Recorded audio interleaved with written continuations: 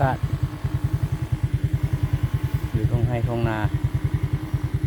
เขตบ้านปลูกคลองรอแถวเนาะบรรยากาศรอบเช้า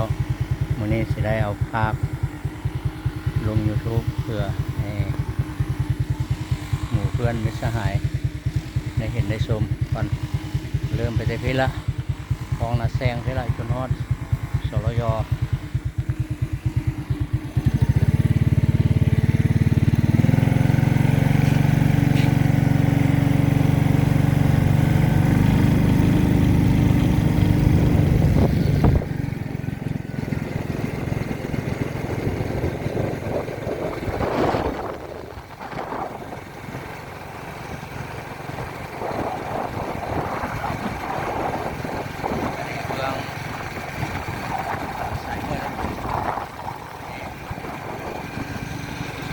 เบื้องวังหินแตกนะวังหินแตกแต่ว่าทางตะวันตก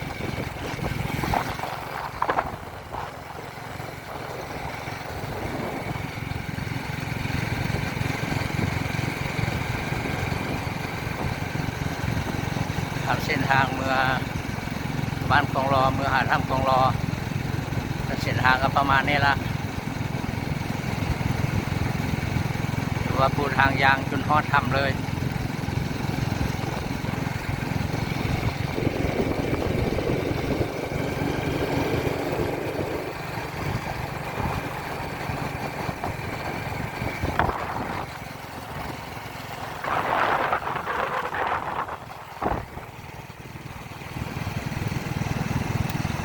สื่อจัดต้นละหัวผายวงผาทำพระก็ละ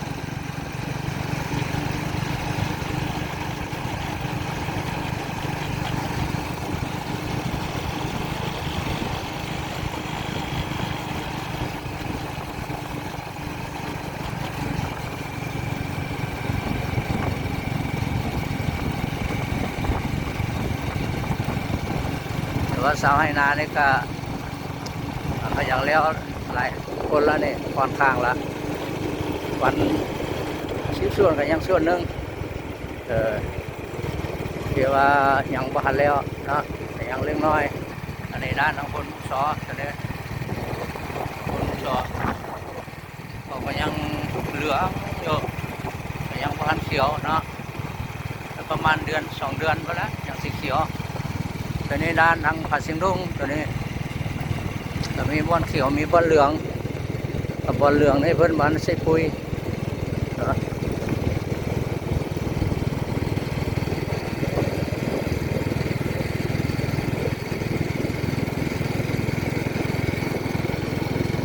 อันนี้เป็นกองขี้แก้วองค์สีของทางน้อยเนาะ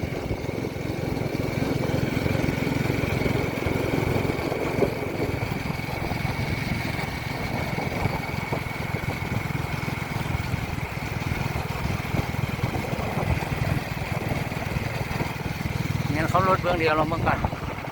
ปกติ4 ครั้งมาได้แล้วก็มาทันแซมมาได้ประเภทรถ2 ตีนเนี่ย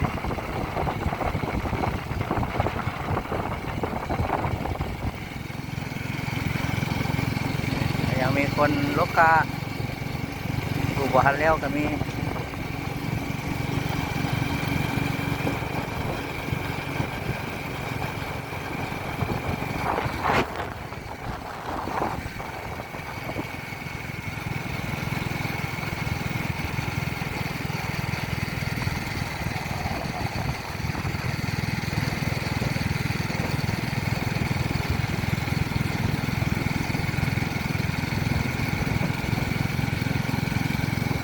เบื้องหนองแสงแต่นี่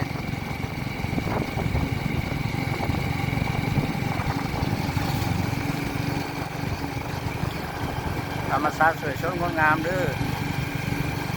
อยู่เขตบ้านของรอเขานี่เลยเส้นทางอะไรฮะ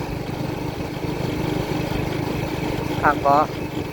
เลยสิมาเที่ยวทำของรอกันมานี่ละเส้นนี้ละ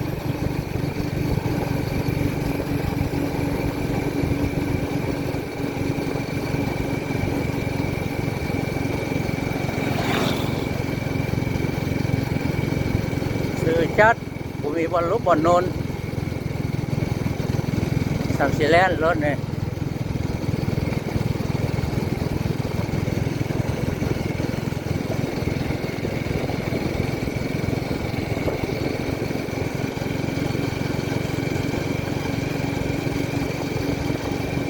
ออกได้มาเอ้ย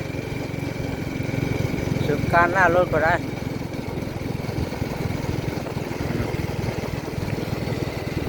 อันนี้เป็นเบื้องอันนั้นโทรศัพท์รักโทรศัพท์เลยแล้วได้ยายจะปลาผู้เสียหายกาสำหรับรถนี่เป็นสปริงริเวอร์ทางเข้าสปริงริเวอร์ตัวนี้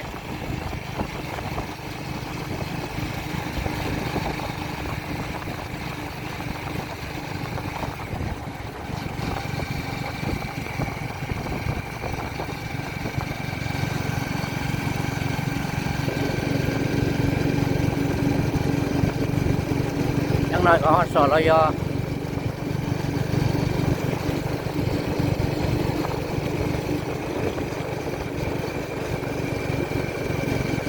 สรยสรยแปลว่าสายลมเย็น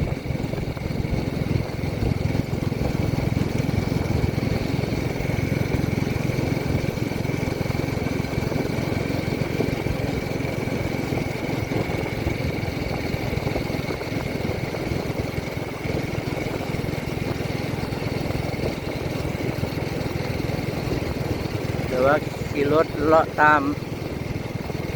ท้องให้ท้องนาก็ถือว่าอ่อนซ้อนแต่ธรรมชาติมันยามนี้มันก็งามหลายเขาเขียวเต็มไปทั่วท้องนา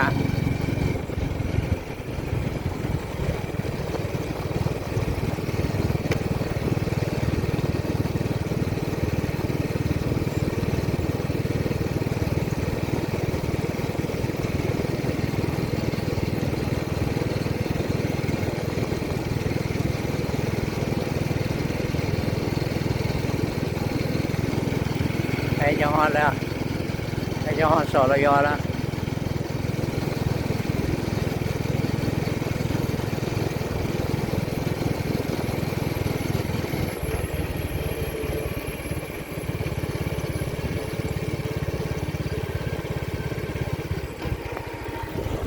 สรยแล้วต่อได้ขยี้นะเด้ออกกูได้ทำได้ดูภาพได้นี่ได้มาแล้วสรย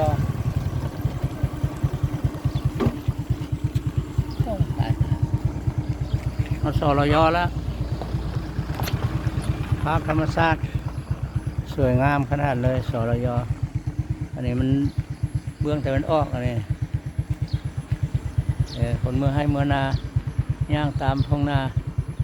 เหมือนยอดตีนเซอร์ผู้อยู่หลัง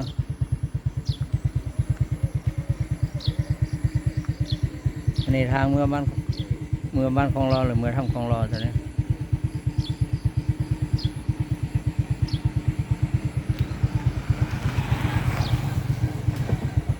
ถ่ายเอาในบ้านมันก่อนในบ้านเพิ่นกำลังเมื่อนาขี่รถจักรในบ้านเพิ่นก็หลักทรายก็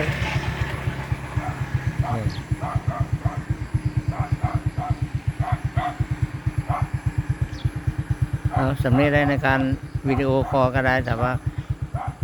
ผู้ใดต้องการเบิ่งการชมก็ถือว่าย้อนหลังก็ได้เลยพระเจ้าก็มีสำเร็จ